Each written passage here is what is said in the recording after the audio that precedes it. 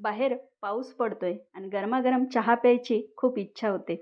चहा पिल्यानंतर पित्त सुनामीसारखं उसळतंय. तर हा चहा नक्की ट्राय करा. अजिबात पित्त होणार नाही. चला तर बघूयात. कोमल रेसिपीजमध्ये तुम्हा सर्वांचं स्वागत आहे. या चहाच्या मी खूप साऱ्या रेसिपीज बघितल्या होत्या. हा चहा प्यायला खरंच खूप छान लागतो. मी स्वतः करून बघितला, पिले. खूप भारी लागतो हा चहा प्यायला. चहाप्रेमींसाठी ह्या चहाची रेसिपी आज मी अपलोड करणार आहे. नक्की ट्राय करा हा चहा. चला तर ह्या चहासाठी काय काय लागतं ते बघूया.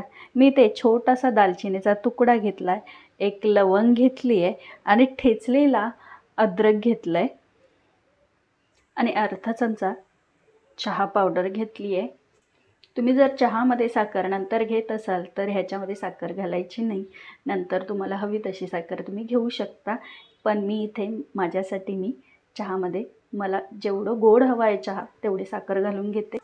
1 चमचा इथे मी साखर घालून घेतली आहे आणि ह्या सर्वाची एक अशी बांधून घ्यायचं, एक पुरचुंडी तयार करायची.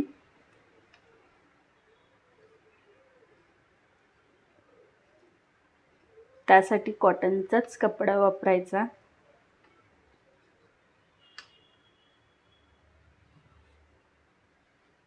मी हे असं बांधून घेतलं आहे.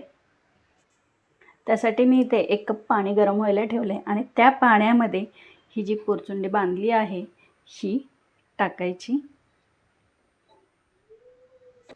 त्यावरती मी अर्धवट असं झाकण ठेवते आणि हा जो उरलेला जो कपडा आहे तो त्यावरती ठेवते.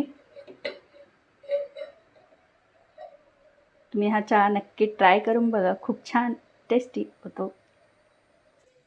एक 5 मिनिट आपण बारीक गॅसवरती चहा उकळून दिलाय. मस्त आपला चहा तयार आहे.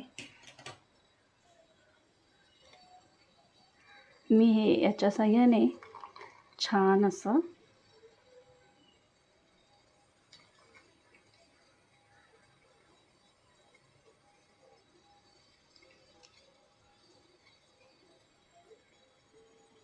तुम्ही याच्यामध्ये दूध घालू शकता किंवा ब्लॅक टी म्हणून सुद्धा पिऊ शकता. मी ते दूध घालून घेते. आहा, मस्तच तयार झाला आपला चहा. छान मस्त आपला चहा तयार आहे. आपण कपामध्ये ओतून घेऊया. बाहेर पाऊस, गरमागरम असा आपला चहा तयार आहे.